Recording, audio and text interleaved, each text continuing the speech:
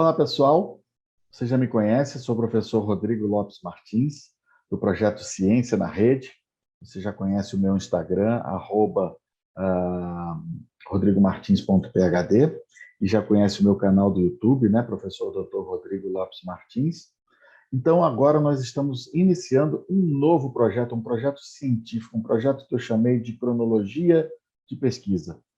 Como eu tenho muitos, vocês sabem que eu sou cientista já há quase 30 anos, eu tenho muitos artigos publicados na área de laser terapia e de farmacologia, eu resolvi, como eu sei que a maioria dos profissionais clínicos não tem tempo para ficar lendo artigos, às vezes tem limitações da língua inglesa também, não falam inglês, eu resolvi fazer um trabalho novo, um novo projeto. Projeto Cronologia de Pesquisa, o que ele é? Eu vou começar a falar sobre todos os meus artigos científicos, desde o primeiro na área de laser terapia e fotobiomodulação. Então, eu vou apresentar para vocês os trabalhos, vou explicar os trabalhos, os modelos, os resultados e as conclusões dos artigos. Então, nesse pequeno encontro comigo, que deve durar em torno de 20 minutos, eu vou explicar para vocês cada artigo científico. Então, cada semana, eu devo postar para vocês um novo artigo científico da minha cronologia e vou explicar para vocês esse trabalho de pesquisa. Então, hoje, eu vou compartilhar a tela aqui com vocês, do meu PowerPoint, e nós vamos começar com o primeiro artigo científico de laser terapia da minha carreira. Tá? Esse trabalho, vamos voltar aqui, ó, na capa aqui do projeto Cronologia de Pesquisa, né? Que nós estamos iniciando hoje, em fotobiomodulação. Qual é o nosso primeiro artigo? Meu primeiro artigo científico publicado com fototerapia e fotobiomodulação, eu já tinha outros artigos, outras pesquisas na área de farmacologia, que é a minha área básica de formação, né? De mestrado, doutorado, pós-doutorado, livre-docência. Então, quando eu fui apresentado ao laser, eu olhei aquela luzinha, falei assim, mas não é possível. Eu não acredito nesse negócio, eu não acredito que essa luzinha aí vai fazer alguma coisa. Nós não somos planta, né? A gente não faz fotossíntese, a gente não tem cloroplasto. Como é que é essa luzinha aí? Eu acredito que muita gente deva pensar dessa maneira também, né? A nossa atitude cética a respeito do que é novo, do que nos é apresentado, nós normalmente queremos provas. E eu quis provas. Eu falei assim, só acredito vendo. Então, eu utilizei um modelo experimental clássico, um modelo que já era conhecido há décadas para estudo de processo inflamatório, que é um modelo de edema de pata em ratos ou camundongos. É um modelo utilizado desde 1967, um modelo onde nós injetamos uma substância pró-inflamatória, a carragenina, que é derivada de algas marinhas, na região plantar da patinha, sob anestesia, com todo o comitê de ética, tudo, né, para estudar o processo inflamatório. Então, é um modelo bastante conhecido, que nós já sabemos a dinâmica, mediadores inflamatórios envolvidos, o que é muito útil para que nós possamos testar novas terapias, novos medicamentos no processo inflamatório. Então, eu já vou mostrar para vocês como funciona esse modelo, mas esse trabalho, ó, que está aqui na tela, ele foi publicado numa revista muito boa, a revista que se chama Journal of Photochemistry and Photobiology. Eu sou o orientador do trabalho, ele foi a dissertação de mestrado de uma aluna minha, que hoje é professora Regiane Albertini, né, da Unifesp de São José dos Campos. Então, o trabalho que nós fizemos, os efeitos de diferentes doses da laser terapia, com laser de arseneto de calho e alumínio, na região do vermelho, 650 nanômetros, no modelo experimental de edema de pata induzido por carragenina em ratos. Então, como funciona esse modelo? Nós podemos olhar aqui nesse slide a figura à direita aqui, mostrando a patinha, né? A patinha esquerda do animalzinho de experimentação, ela está bastante edemaciada, ela está inflamada, porque nós injetamos ali um agente pró-inflamatório, que é a carragimina. Como funciona esse modelo? Após a injeção da carragimina, é um modelo de inflamação aguda, onde o pico de inflamação, o pico de edema, ocorre no período aí em torno de 3 a 4 horas, certo? Após 24 a 48 horas, essa inflamação ela se resolve totalmente e volta tudo ao normal. Então, nós avaliamos essa reação inflamatória através do volume da pata. Nós conseguimos medir com um equipamento científico chamado pletismógrafo, aonde nós medimos, colocamos a patinha do animal dentro de uma cubetinha com líquido, né? E o deslocamento do volume desse líquido ele é diretamente igual ao volume da pata do animal que nós estamos introduzindo. Então, nós fazemos a medida basal e depois, a cada hora, nós fazemos uma medida para avaliar o aumento do volume da pata, que é o edema da pata. Então, no gráfico à esquerda, nós podemos observar na linha preta, né, a dinâmica do processo inflamatório, ocorrendo um pico de aumento de volume da pata, né, e depois a resolução completa do processo inflamatório.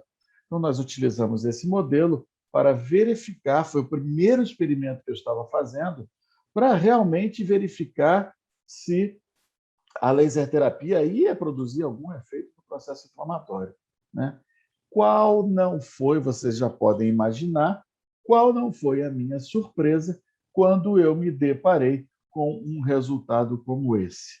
Esse gráfico aqui, a primeira figura do nosso artigo, mostra que nós tínhamos um grupo controle, que é o chamado grupo controle, nesse caso era o animal inflamado, né, que é a linha preta com quadradinhos pretos. Nós podemos ver um aumento do volume da pata, com o pico de edema ocorrendo ali em 4 horas, né? E temos mais 3 linhas, que são aquelas que correspondem aos tratamentos com laser de baixa potência. Então, eu utilizei 3 fluências diferentes, 1, 2,5 e 5 joules por centímetro quadrado, para avaliar o efeito, se ocorria algum efeito anti-inflamatório. No qual não foi a minha surpresa, como nós podemos observar, especialmente na linha preta com bolinhas pretas fechadas, né? E na linha tracejada com o triângulo, uma redução significativa do processo inflamatório na patinha. Eu olhei aquilo e falei assim, não é possível. Não é que o negócio funciona mesmo, né? Então, nessa época, nós usávamos equipamentos de laser, isso foi em 2001, 2002, o artigo saiu publicado já em 2004, mas nessa época nós utilizávamos equipamentos bem fraquinhos, de potência bem baixa, na ordem de 10 miliwatts somente de potência. Então, eu ainda não tinha tanto conhecimento das questões de doses, foi o meu primeiro experimento, então eu expressei as doses de energia como fluência, né? 1, 2,5 e 5 joules por centímetro quadrado. Mas o importante é o quê? Nós conseguimos observar efeitos significativos de redução da inflamação, como mostra esse gráfico, tá certo? Nas fluências de 1 e 2,5 joules por centímetro quadrado. Então, eu fiquei extremamente surpreso e, ao mesmo tempo, feliz, porque era um resultado que eu não esperava nada desse experimento e realmente obtivemos um resultado bastante surpreendente. O que aconteceu a partir daí? Eu falei assim, bom, com a minha formação de farmacologista, fisiologista e farmacologista, eu vou começar a investigar os mecanismos de ação, porque nessa época ainda a área da laser terapia era muito povoada por físicos e engenheiros e alguns poucos dentistas que trabalhavam em pesquisa nessa área. Então, a minha ideia, como formação de pesquisador na área biológica, era investigar os possíveis mecanismos de ação por trás desse efeito surpreendente da luz no processo inflamatório. Então, o próximo experimento que nós fizemos nesse artigo foi comparar o efeito da laser terapia com um medicamento anti-inflamatório. Qual medicamento anti-inflamatório nós utilizamos? O diclofenaco, que você conhece muito bem, é o famoso Cataflam e todos os seus genéricos, né? E eu utilizei 3 doses do medicamento anti-inflamatório para comparar com aquela melhor dose que eu havia obtido do laser. Então, o que nós fizemos aqui? A gente pode observar que, vou explicar para vocês que a menor dose que eu usei do Cataflam é aquela dose que nós costumamos tomar quando ingerimos o comprimido do Cataflam, do diclofenaco, que é uma dose de 1 miligrama por quilo. Aquele comprimidinho tem 50 miligramas. Se você tomar um adulto de 70 quilos, ele vai dar, inclusive, menos do que 1 miligrama por quilo. Então, essa dose de 1 miligrama por quilo já estava um pouquinho acima daquela dose que nós naturalmente tomamos quando ingerimos um comprimido de diclofenaco. Tá? Eu ainda usei 2 doses superiores, maiores, né, de 3 miligramas por quilo e a de 10 miligramas por quilo, e comparei aos efeitos da laser terapia com a fluência de 2,5 joules por centímetro quadrado. Então, novamente, na linha superior, a linha preta com quadradinhos pretos é o meu controle inflamado. E as demais linhas são tratamentos. Então, nós podemos ver os efeitos da laser terapia, é a linha tracejada com bolinhas pretas, tá? Que foi significativamente igual, né, vamos dizer assim, ao tratamento com diclofenaco. Então, não existe diferença entre os 2 tratamentos da dose de 1 miligrama por quilo, que é aquela dose que nós fazemos naturalmente, de um comprimido de Cataflam, ou de diclofenaco genérico, né? A dose de 1 miligrama por quilo, foi exatamente igual ao efeito da laser terapia, né? Então, qual não foi minha surpresa? Falando assim, nossa, então o laser funciona tão bem quanto o diclofenaco. Olha, esse trabalho, esse experimento foi o primeiro na literatura científica a mostrar isso. Eu demonstrei num modelo clássico de inflamação que o laser de baixa potência era capaz de reduzir um processo inflamatório tanto quanto ou tão bem quanto o diclofenaco, um medicamento anti-inflamatório clássico usado no mundo inteiro, né? Então, realmente, eu fiquei mais surpreso ainda e mais empolgado, querendo descobrir os mecanismos de ação da tal da luzinha vermelha. Tá? Fomos para outro experimento. Qual foi o nosso próximo experimento? Né? Eu queria saber quantas aplicações de laser eram necessárias. Nesse modelo, é um modelo bastante... uma inflamação aguda, um modelo, né, de 4 horas ali. Então, quantas aplicações eu precisaria fazer para ter o melhor efeito do laser? Então, nesse experimento, eu fiz 2 aplicações nesse período, né?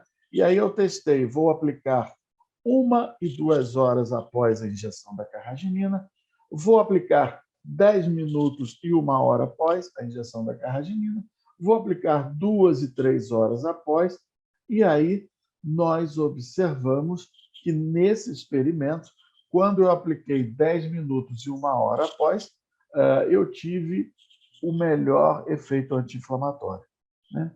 Também ficou muito parecido com 2 e 3 horas após. Todos eles tiveram um percentual de redução, mas 10 minutos e 1 hora após ficou o melhor efeito. O que nos mostra que eu posso fazer uma aplicação de laser assim imediatamente após. Se você tiver, por exemplo, for um fisioterapeuta que trabalha com esporte, se você possuir um laser e você tiver com ele ali, quando o seu atleta se lesionar, você imediatamente já pode fazer a aplicação de laser terapia após a lesão, que vai surtir um bom efeito, né? No próximo experimento, eu testei 3 aplicações, porque como o modelo era de 4 horas, né, eu podia aplicar em 3 momentos diferentes. E aí, qual não foi a minha surpresa?